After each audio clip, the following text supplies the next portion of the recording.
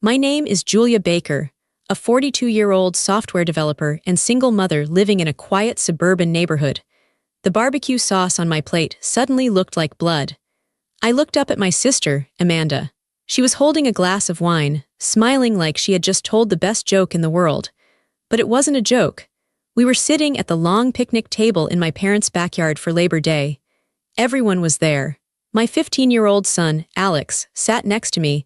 He was looking down at his paper plate, trying to make himself invisible. Amanda pointed her fork right at him. Her voice was loud enough for the neighbors to hear. "Oh, come on, Julia," she said, waving her hand dismissively.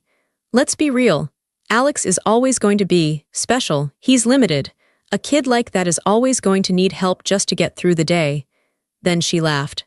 It was a cruel, sharp sound. I waited. I waited for my mother to say something. I waited for my father to tell her to stop. But nobody said a word. My mother just took a sip of her iced tea. My brother-in-law looked away, studying the fence. I felt Alex stiffen beside me. I saw his face turn bright red. I saw him fighting back tears. He was too old to cry in public. He dropped his fork. The plastic clatter echoed in the terrible silence. That was the moment everything changed. I didn't scream. I didn't flip the table. I just went completely still. I looked at my sister, who was living a rich life that I secretly paid for, and I realized I was finally done. But before I tell you how everything flipped, like and subscribe, drop a comment. Where are you watching from? My name is Julia Baker, a 42-year-old software developer. I sat there at the picnic table, staring at the condensation dripping down the side of my glass. The silence around us was heavy, but inside my head it was loud. It was like a replay of the last 20 years was flashing before my eyes. This wasn't new.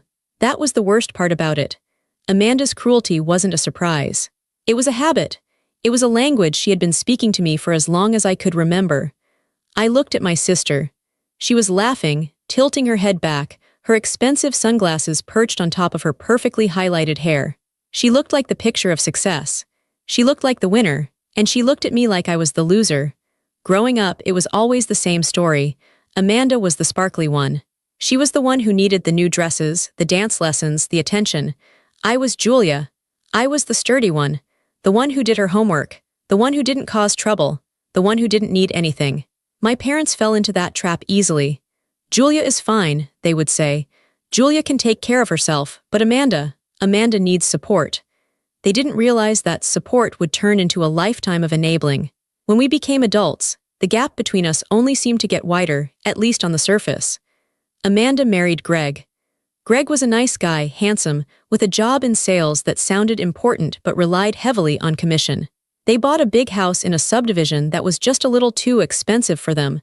They joined the country club because connections matter. They leased luxury cars because image is everything. I took a different path. I went into software development. I kept my head down. I lived in a small apartment for years, saving every penny. I started my own consulting firm when I was 28. I worked 18-hour days. I built something real. I made a lot of money, a quiet, substantial amount of money, but nobody in my family really understood what I did. To them, I was just working on computers. It sounded boring. It sounded small. Then Alex was born. When Alex was diagnosed with autism at age 3, the dynamic in our family locked into concrete. Suddenly, I wasn't just the boring sister. I was the unlucky one. I was the one to be pitied. I remember the first time I told Amanda about the diagnosis. I was terrifyingly vulnerable. I was a single mom by then, Alex's father having left when the going got tough. I needed my sister. "Oh, Julia," she had said, her voice dripping with a fake sugary sweetness. "I am so sorry, that's just devastating. I can't imagine having a child who isn't, all there. It must be so hard for you." She didn't offer to babysit. She didn't ask what she could do. She just placed herself above me. She had normal children. I had a problem. Over the years, the disrespect became a pattern. It was subtle at first, then it became blatant. At Christmas, she would compare our kids constantly. "My Connor just made the varsity football team," she would announce while opening gifts. Then she would turn to me, eyes wide with false sympathy. "And how is Alex doing? Is he still playing with those? What are they, Legos, at his age?" "He likes engineering," I would say quietly.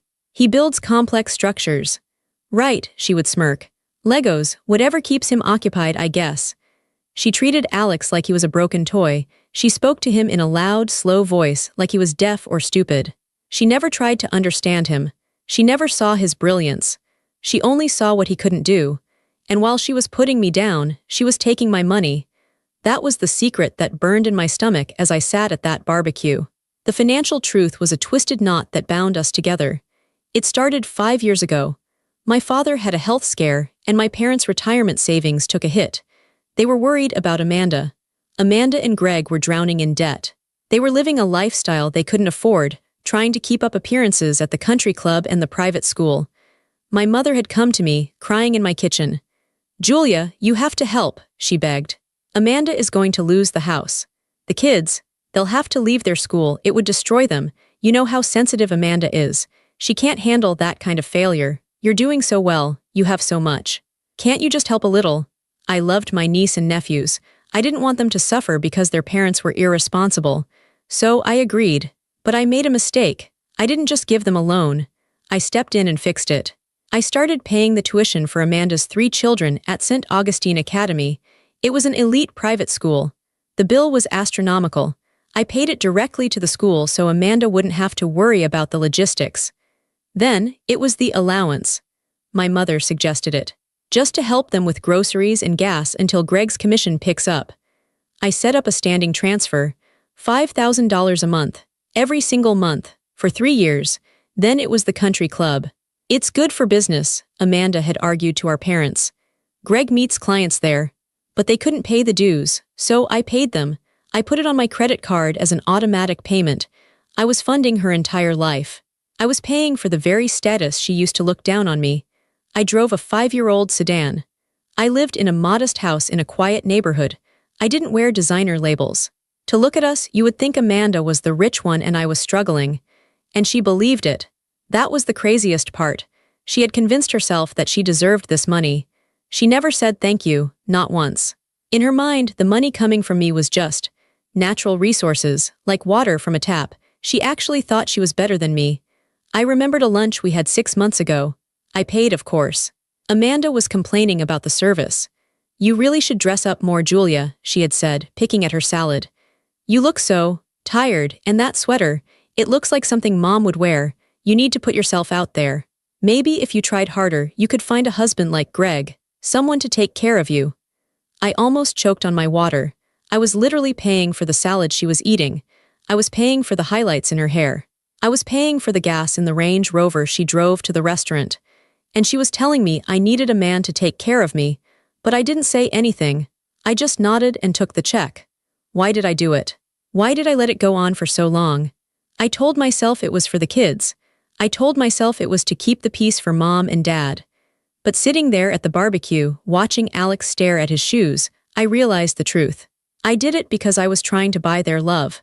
I thought if I was useful enough, if I gave enough, eventually they would respect me. Eventually they would see me. But they didn't see me. They only saw a checkbook. And they didn't see Alex at all. They saw a mistake. The heat of the afternoon sun felt suffocating. I looked around the table. My mother was chatting with Greg about golf. She was ignoring the insult Amanda had just hurled at my son. She was choosing peace over protection. She was choosing Amanda, just like she always did. I looked at my bank app on my phone under the table. I saw the pending transfer scheduled for the 1st of the month. $5,000. Destination, Amanda's checking.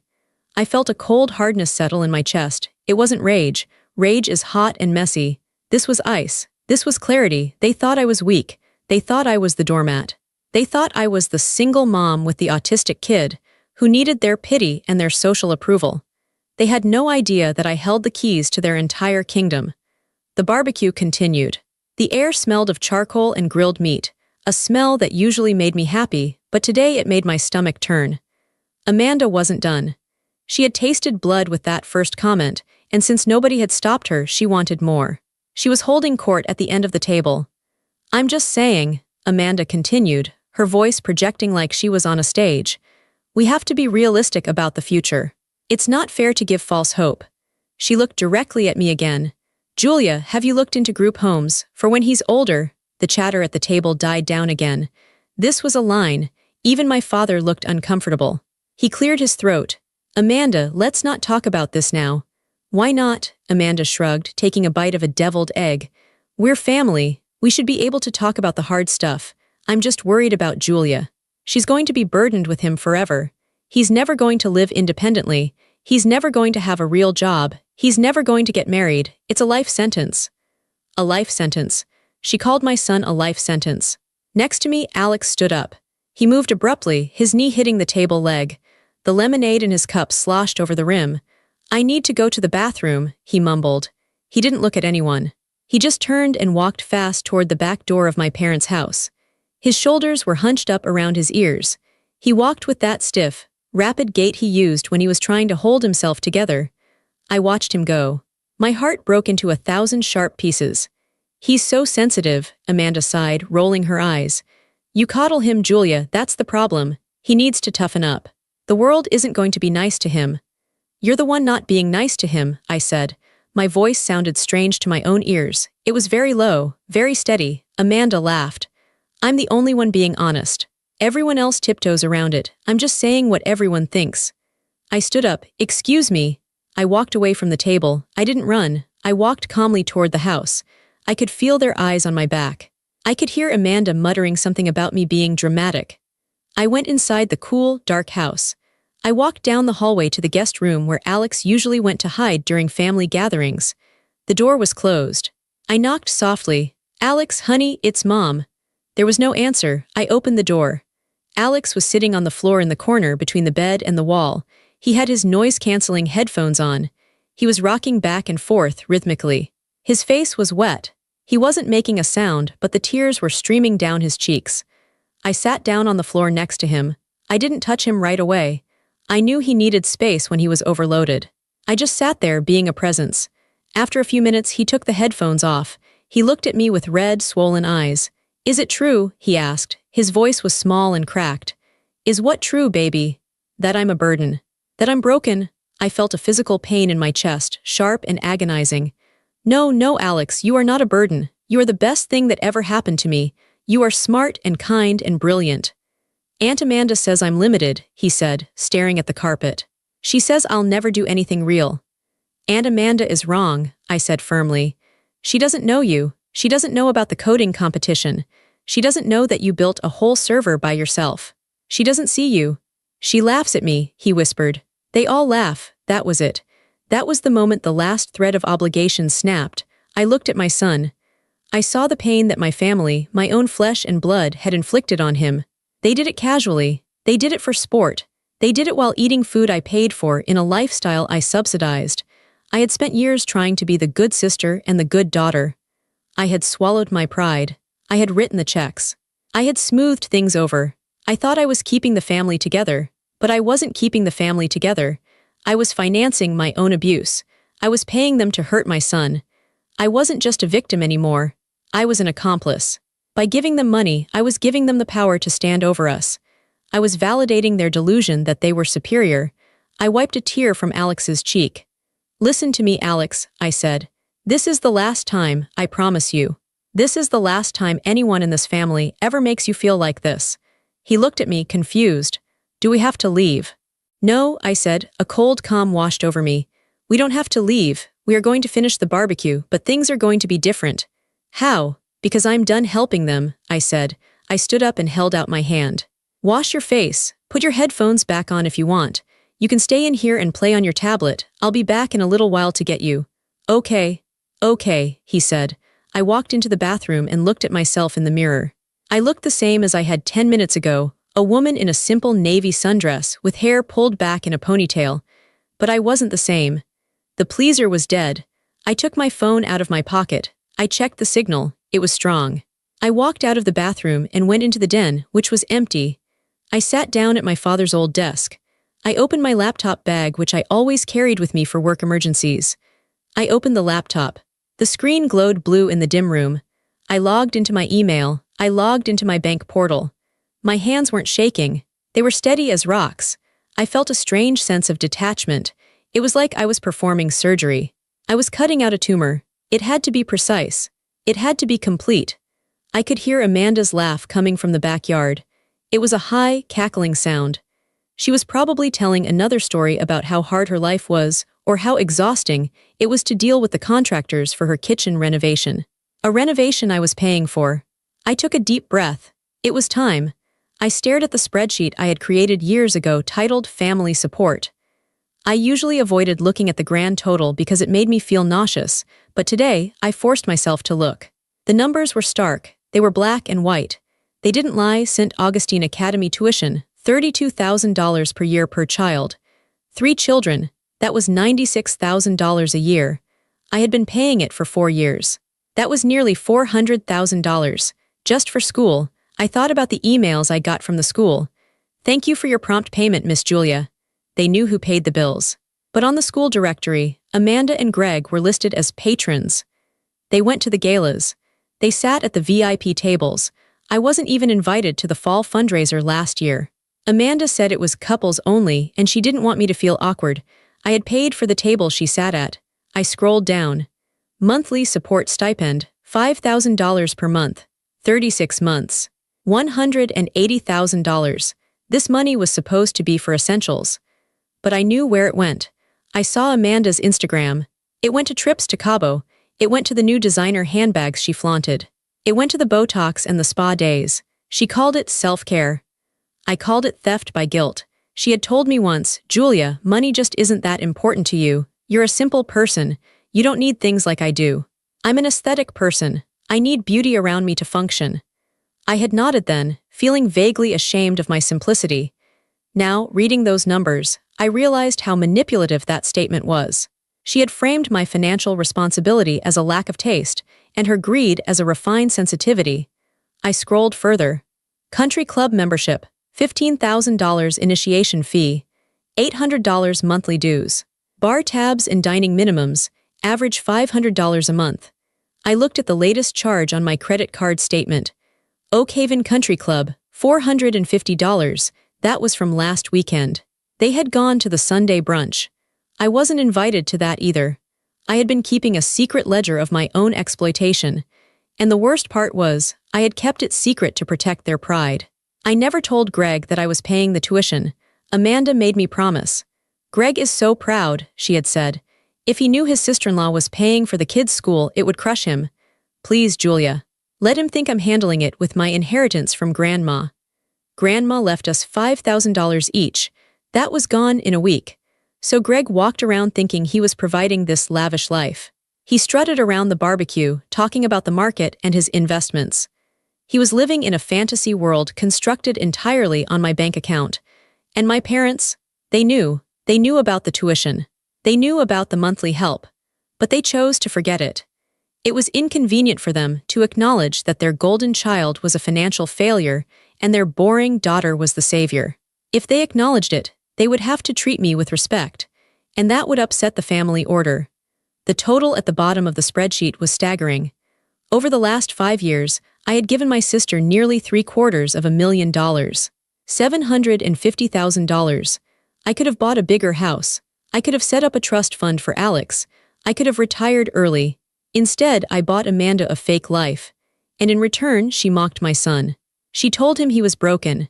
She told the world he was worthless. The transaction was over. The account was closed. I felt a surge of adrenaline. It wasn't fear, it was power. For years, I felt like I had no voice in this family. But I had the loudest voice of all. I just hadn't used it. Money is a language, and I was about to scream. I opened a new email draft. Recipient, Admissions Office, St. Augustine Academy CC, Bursar's Office Subject. Termination of tuition sponsorship. The Miller children. I typed quickly. My fingers flew across the keys.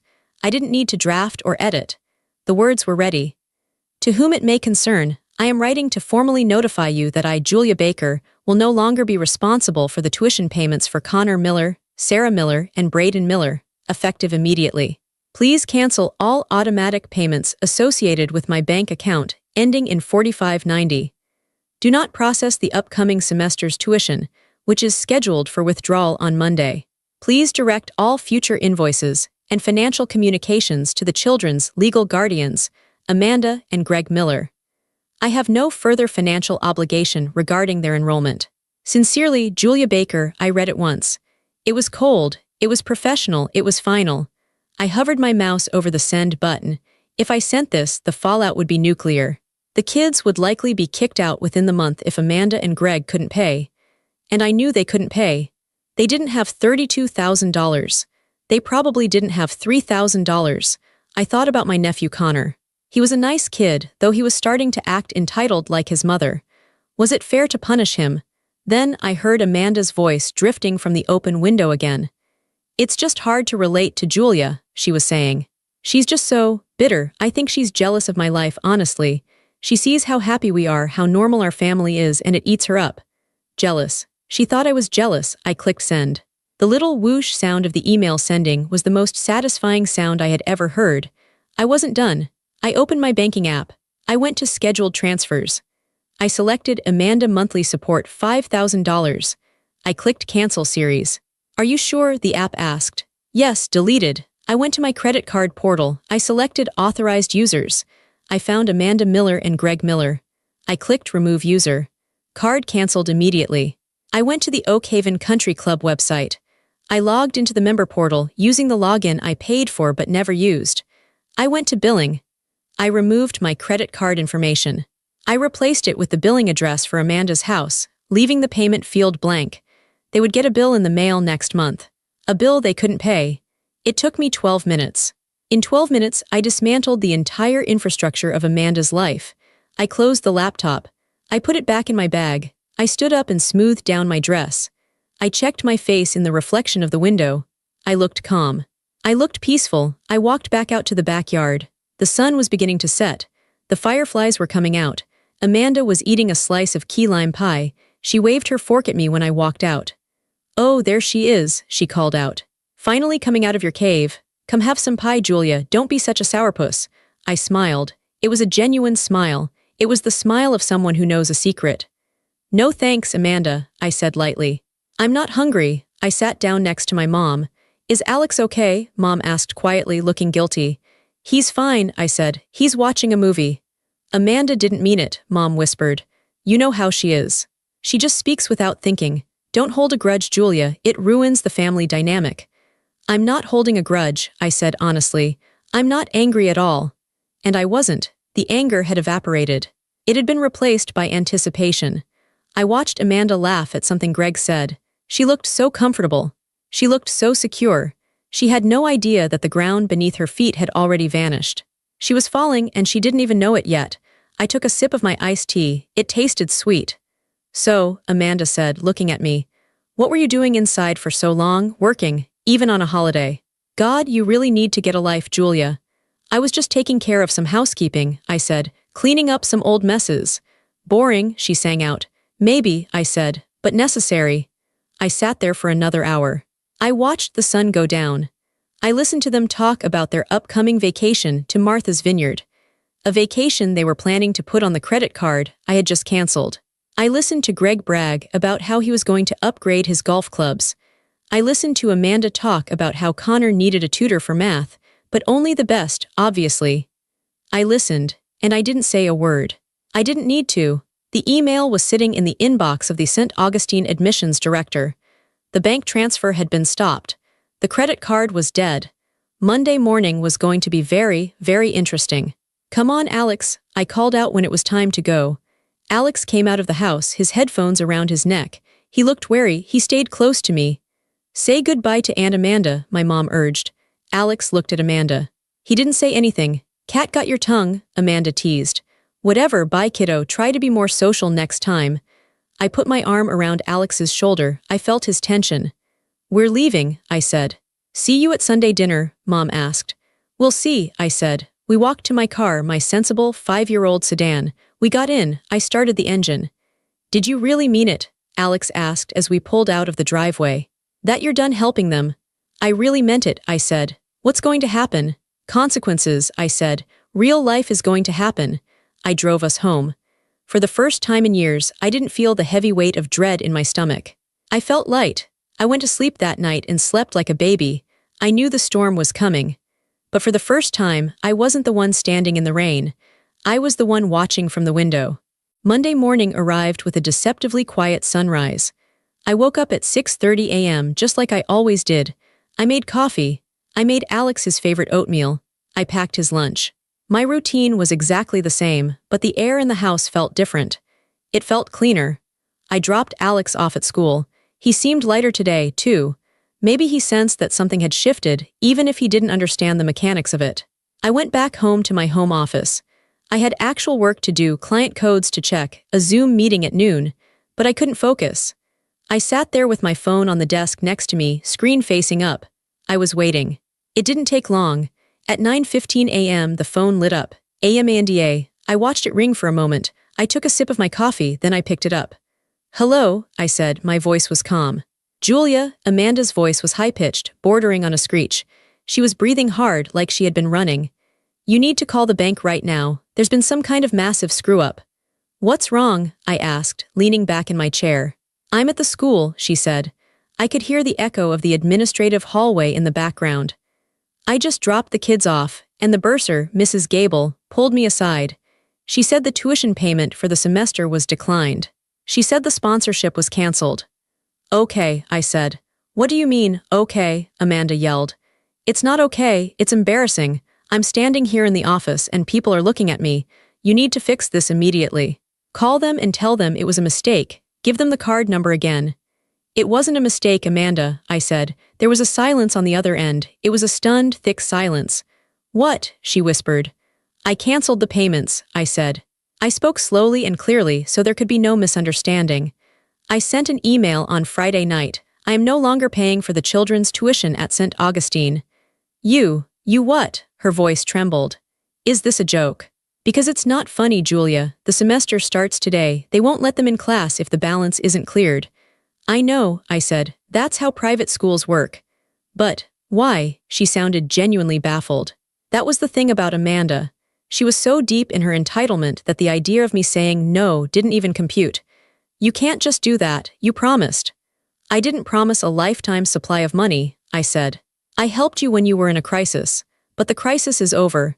You and Greg have had years to get on your feet, and instead of getting on your feet, you've been standing on my neck." "I don't know what you're talking about," she snapped, her anger returning. "We are family, you have plenty of money. Why are you doing this to the kids? This is cruel, Julia, this is so petty." "It's not petty," I said. "It's a reallocation of resources." "Reallocation?" she scoffed. "You sound like a robot. What does that even mean?" "It means I'm investing in things that matter to me," I said. "And funding a lifestyle for someone who bullies my autistic son isn't on my list anymore." "Oh my God," she groaned.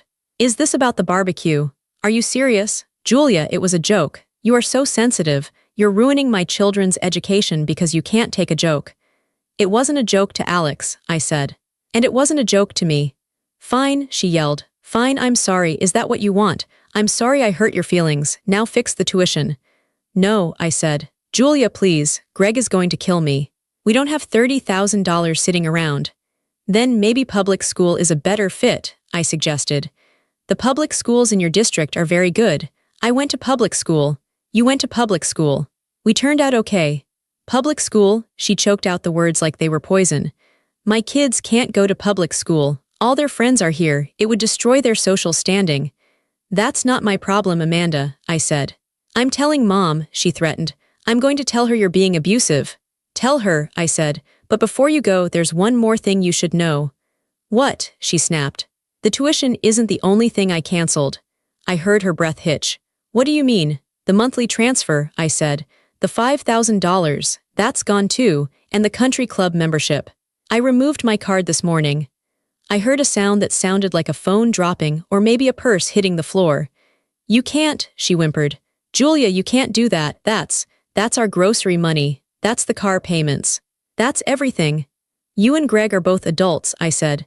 "Greg has a job, you can get a job, you have options, but my bank account is closed." "You are destroying us," she screamed. "You are jealous, vindictive trash. I hate you.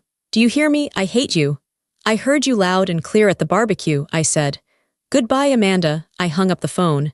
My hand was shaking slightly, but not from fear. It was from the adrenaline release. It was done. I had finally said the words. I sat there in the silence of my office. I expected to feel guilty. I had been trained since childhood to feel guilty whenever Amanda was upset. I waited for the wave of shame to hit me, but it didn't come. Instead, I thought about Alex. I thought about him crying in the dark guest room. I thought about him asking if he was a burden. And then I thought about Amanda screaming about her social standing while begging for my money. I turned back to my computer. I opened my work email. I started typing a reply to a client. For the first time in years, my mind was clear. I wasn't worrying about Amanda's bills. I wasn't worrying about keeping the peace. I was free, but I knew the silence wouldn't last. Amanda was right about one thing: she was going to call Mom, and Mom would be the next wave. It took exactly 45 minutes for my mother to arrive. I saw her car pull into my driveway. She didn't park carefully. She pulled in at an angle, half on the grass. She slammed the car door shut. I watched her from the kitchen window. She was walking fast, her purse swinging aggressively. My mother was a woman who hated conflict, but she hated messiness even more, and I had just created a massive mess. I unlocked the front door and opened it before she could knock. "Come in, Mom," I said. She stormed past me into the kitchen without saying a word. She slammed her purse down on the counter. Her face was flushed pink. "Fix it," she said. She didn't say hello. She just pointed a finger at me. "Fix it right now, Julia." "Would you like some coffee?" I asked. "I don't want coffee," she shouted. "I want you to pick up the phone and call St. Augustine." Amanda called me in hysterics. "She's in the parking lot at the school crying her eyes out. They won't let the kids into their classrooms. Do you have any idea how humiliating that is? For the whole family." "It sounds very stressful for her," I said calmly. I leaned against the counter, crossing my arms. "Stressful? It's cruel. What has gotten into you?" She looked at me like I was a stranger. "You've always been the sensible one. You've always been the generous one. Why are you attacking your sister like this?" "I'm not attacking her," I said. "I'm just stopping the payments. There is a difference." "It's the same thing," Mom argued. "You know they rely on that money. You know Greg's job is inconsistent. You set them up for failure by pulling the rug out like this." "I didn't pull the rug out," I said. "I carried the rug for 5 years. I carried the furniture. I carried the house. And I'm tired, Mom." "This is about the barbecue, isn't it?" Mom narrowed her eyes. "Amanda told me you were upset. Look, I know she can be brash. She has a sharp tongue. But that's just Amanda. You know she doesn't mean it." "She means it," I said. "She doesn't. She loves Alex. She's just worried about him. She was trying to give you realistic advice." "Realistic advice?" I laughed. It was a dry, humorless sound. "Calling my son a life sentence is advice. Mocking him in front of strangers is love." "She didn't mean it like that." Mom dismissed it, waving her hand. "You are overreacting. You are punishing 3 innocent children, Connor, Sarah, and Brayden, because your feelings got hurt. That is selfish, Julia. It's incredibly selfish." I looked at my mother. I looked at the woman who raised me. I saw the fear in her eyes. She wasn't really worried about the kids' education. She was worried that the illusion of our perfect family was shattering. She was worried that if I stopped paying, Amanda's life would fall apart, and then she would have to deal with the mess. She wanted me to be the buffer. She wanted me to be the wallet and the punching bag so she could have peace. "Did Amanda tell you what she said to Alex?" I asked quietly. "I told you, she said she was sorry." "No," I said. "I'm asking you a specific question. Did she tell you exactly what she said to him?" Mom faltered. She made a comment about his future."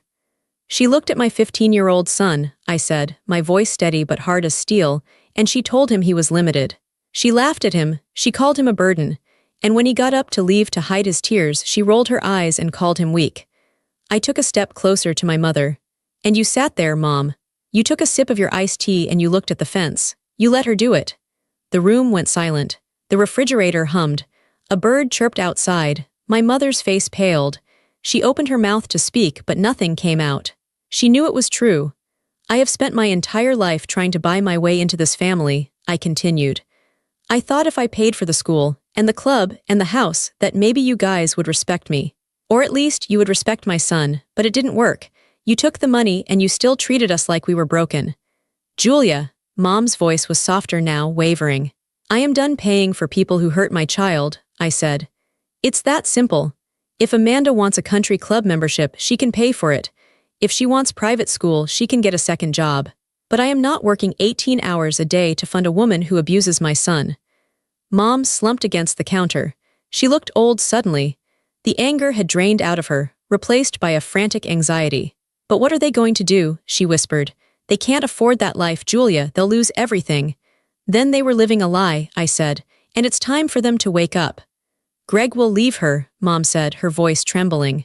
If the money stops, if the image cracks, he won't stay, you know how he is. If he leaves her because the money runs out, then he never loved her anyway, I said. And that's not my fault either. Mom looked at me for a long time. She was searching for the daughter she could push around, the daughter who would cave if she sighed loud enough. But that daughter wasn't there. You really aren't going to fix this, she said, realizing it for the first time. No, I said. I am fixing it. This is me fixing it. Mom picked up her purse. She moved slowly. She didn't look angry anymore. She looked defeated. I hope you know what you're doing, she said as she walked to the door. You're breaking the family apart. The family was already broken, I said. I just stopped painting over the cracks. She left. I locked the door behind her. I went back to the kitchen and poured the cold coffee down the sink. I washed the mug. I dried it. I put it away in the cupboard. I felt a profound sense of loneliness, but it wasn't a bad loneliness. It was the loneliness of a clean slate. I had stood my ground. I had protected my son. And for the first time in my life, I respected the woman I saw in the mirror. The next 2 weeks were a blur of chaos for everyone except me. I stayed in my lane. I focused on my work. I focused on Alex. We went to the movies. We cooked dinner together. We worked on his coding project. Our house was peaceful. But outside our walls, the storm was raging. I heard about it through the grapevine and from the few frantic text messages I received from my father, who was trying to mediate but failing. The consequences hit Amanda and Greg like a freight train. First, it was the school. St. Augustine didn't play games. When the tuition wasn't paid by Wednesday, the children were administratively withdrawn. Amanda tried to make a scene, tried to blame a banking error, but the school had my email. They knew the money wasn't coming. On Thursday, I saw Amanda's SUV in the parking lot of the local public middle school. She was wearing sunglasses and a hat, trying to hide. She had to enroll them. She had no choice. Rumors started flying around town. In our small suburban community, news travels fast. People were whispering, why did the Miller kids switch schools in the middle of the week? Did Greg lose his job? Did they go broke? Amanda, who had spent years curating an image of perfection, was suddenly the subject of pity and speculation. Then came the bills. Without my $5,000 monthly deposit, their bank account went into the red almost immediately. Their mortgage payment bounced. Their car lease payments were overdue. I learned later that Greg tried to keep the country club membership. He went there on Saturday to play golf, trying to pretend everything was normal. But when he tried to order drinks at the turn, the bartender quietly told him his account was suspended for non-payment and lack of a valid credit card. Greg had to walk back to the clubhouse in front of his golf buddies, pack up his bag, and leave. The humiliation must have been crushing. I ran into them once, about 10 days after the barbecue. It was at the grocery store. I was in the produce aisle picking out apples. I turned the corner and saw Amanda. She looked different. Her hair wasn't perfectly blown out. She was wearing yoga pants and a sweatshirt, not her usual casual chic designer wear. She looked tired. She had dark circles under her eyes. She saw me. She froze. I didn't run. I didn't hide. I just nodded at her. Hello, Amanda. She looked at my cart. She looked at me. For a second I thought she was going to scream. I thought she was going to throw a jar of pasta sauce at me, but she didn't. Her shoulders slumped. She looked at the generic brand cereal in her own cart. You really did it, she said softly. Her voice sounded hollow. I did, I said. Greg is sleeping in the guest room, she said. It was an admission she clearly didn't want to make but couldn't hold in. He blamed me. He said I should have been nicer to you. He's right, I said simply. She flinched. We sold the Range Rover yesterday. We're down to 1 car. I'm sorry it's hard, I said, and I meant it. I didn't enjoy her suffering. I just refused to prevent it anymore. But you'll figure it out. You're smart, she laughed bitterly. I don't feel smart, I feel like a fool. Well, I said, that's a start. I pushed my cart past her. I didn't offer to pay for her groceries. I didn't offer to fix it. I just kept walking. Meanwhile, in my house, something beautiful was happening. Alex was thriving. Without the pressure of the family judging him, without the fear of the next barbecue or holiday dinner where he would be mocked, he was opening up. He had entered a regional coding competition for teenagers. He had been working on a program that used AI to help organize study notes for kids with ADHD. It was brilliant. The night of the competition, I sat in the auditorium of the local university. I watched my son walk onto the stage. He was wearing a button-down shirt I had ironed for him. He looked nervous, but he stood tall. He took the microphone. He didn't stutter. He explained his code. He demonstrated the interface. He answered questions from the judges. He was articulate, he was funny, he was confident. This was the boy my sister called limited. This was the boy she said would always need help. He didn't need help, he just needed to be seen. When they announced the winners, Alex took first place in his category. The crowd cheered. I stood up and clapped until my hands hurt. I was crying, but they were happy tears. We went out for pizza afterwards. Alex held his trophy on his lap in the booth. "Mom," he said, taking a bite of pepperoni pizza. Do you think Aunt Amanda knows about this?" "I don't know," I said. "I wish she knew," he said. "Not so I can be mean, but just so she knows I'm not stupid." "She knows you aren't stupid, Alex," I said. "She was just trying to make herself feel big by making you feel small. That's what bullies do." "I feel big now," he said, grinning. "You are big," I said. "You're huge." 2 weeks and 2 days after the barbecue, on a rainy Tuesday evening, my doorbell rang. I wasn't expecting anyone. I checked the peephole. It was Amanda. She was standing on the porch, holding a cheap umbrella that was turned inside out by the wind. She was soaking wet. I opened the door. "Can I come in?" she asked. Her voice was quiet. There was no arrogance in it, no demand, just a request. I stepped back. "Sure." She walked into the foyer. She dripped water onto the hardwood floor. She looked around my house like she had never seen it before. My house was small, but it was warm. It smelled like vanilla candles and dinner. It felt like a home. "I can get you a towel," I said. "No," she said. "I'm okay, I needed to talk to you." We went into the kitchen. I sat at the table. She sat opposite me. She didn't ask for coffee. She just clasped her hands together on the table. Her nails, usually perfectly manicured, were chipped. "We put the house on the market today," she said. I nodded. "I heard. We can't afford the mortgage," she said. "We're going to rent a townhouse over on the east side. It's smaller, much smaller." "The east side is nice," I said. "Yeah," she breathed out. She looked down at her hands. "Greg is staying." For now, we had a long talk. A really long talk. Without the money, without the distractions. We actually had to talk to each other. It was ugly, but it was real. She looked up at me. Her eyes were red-rimmed. "I wanted to hate you, Julia. For the first week, I just walked around cursing your name. I told everyone you were a monster." "I know," I said. "But then," she paused, swallowing hard. "Then I looked at my kids. Connor came home from the public school yesterday. He was crying because he didn't have the right shoes. He said the other kids made fun of him." She wiped a tear from her cheek. "And I realized, that's what I did to Alex. I realized that my son was feeling exactly what I made your son feel, and it broke my heart." I stayed silent. I let her speak. This was the first time in her life she was doing the emotional work.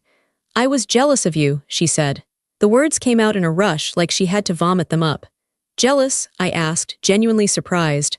"Amanda, you had everything. You were the golden child." "I had the attention," she corrected. "But you had the independence. You had the career. You built something. I just married well and spent money. I never did anything myself. I felt so useless next to you. So I tried to make myself feel better by pretending I was above you. By pretending my kids were better than yours." She looked me in the eyes. "I targeted Alex because he was an easy target, and that makes me sick. I look at myself now and I see a bully. A grown woman bullying a child." She started to cry, not the fake, pretty crying she used to do to get her way with Dad. This was ugly, heaving sobbing. "I am so sorry, Julia. I am so sorry. I don't want the money back. I don't expect you to fix anything. I needed you to know that I know I was wrong." I watched her cry. I felt a softening in my chest. It wasn't total forgiveness, that would take time. But it was the beginning of peace. "Thank you for saying that," I said. Just then, Alex walked into the kitchen. He was holding his trophy from the competition. He stopped when he saw Amanda crying. He looked at me unsure. "It's okay, Alex," I said. "Aunt Amanda is just visiting." Amanda wiped her face frantically, trying to compose herself. She turned to look at Alex. She saw the trophy. "What's that?" she asked, her voice thick. Alex hesitated. He held the trophy a little tighter. "I won a coding competition, first place." Amanda looked at the trophy. Then she looked at Alex, really looked at him. "You won?" she asked. "Yeah," Alex said. "I built a study aid app." Amanda nodded slowly. That's amazing, Alex. I didn't know you could do that." "I've been doing it for a long time," Alex said. "I know," Amanda whispered. "I wasn't looking. I'm sorry I wasn't looking." She stood up. She looked at him with a strange expression, respect. Congratulations, she said. You must be very smart. I am, Alex said. Amanda let out a wet, shaky laugh. Yeah, you are, she turned back to me. I have to go pack boxes. Okay, I said. I walked her to the door. The rain was still falling. Julia, she said, turning back on the porch. Yeah, maybe, when we get settled in the new place. Maybe we could try again, just dinner, pizza, nothing fancy. I looked at my sister. She was stripped of her luxury, her pretense, and her pride. She looked more like my sister now than she had in 20 years. Maybe, I said. Give it some time, but maybe, she nodded. She opened her broken umbrella and walked out into the rain. 6 months have passed since the barbecue. Life is very different now. The silence at the family gatherings is gone, but so is the tension. We had Thanksgiving at my house this year. It was the first time I ever hosted. Usually, it was at Mom and Dad's or at Amanda's big house. But Amanda lives in a townhouse now, and Mom and Dad are getting older. So I offered. The dynamic has shifted. I am no longer the quiet background character. I am the head of the table. Amanda and Greg came. They brought a store-bought pie because they didn't have time to bake. Greg is driving a used Honda. Amanda is working as a receptionist at a dental office. She hates it, but she does it. She's tired, but she seems more grounded. They didn't talk about country clubs or vacations. They talked about work. They talked about the kids' grades. When we sat down to eat, there was a moment of awkwardness. Everyone remembered the last time we were all around a table. Then Alex spoke up. I can say grace, he said. Everyone looked at him. In the past, Amanda would have rolled her eyes or interrupted. Today, she just folded her hands and bowed her head. Thank you for this food, Alex said clearly. Thank you for my mom. And thank you that we are all here together. Amen, everyone said. After dinner, we sat in the living room. Alex brought out his laptop. He wanted to show everyone his latest project. He was building a website for a local animal shelter. He hooked it up to the TV. Look, he said, pointing to the screen. If you click here, it shows the dogs that need adoption. My father put on his glasses. That's incredible, son. You made this? All by himself, I said, sipping my wine. Amanda was sitting on the floor. She leaned forward. How do you make the pictures move like that? She asked. It was a genuine question. Alex's face lit up. He started explaining the code, using words like Java and CSS. Amanda didn't understand half of it, but she listened. She nodded. She asked follow-up questions. I watched them. I watched my sister treating my son like a human being, like an equal. I realized then that the money I stopped giving them was never the help they needed. The real help was letting them fall. By taking away the safety net, I forced them to stand on their own feet. And by standing on their own feet, they learned how to look people in the eye instead of looking down on them. The road isn't perfect. We still have moments.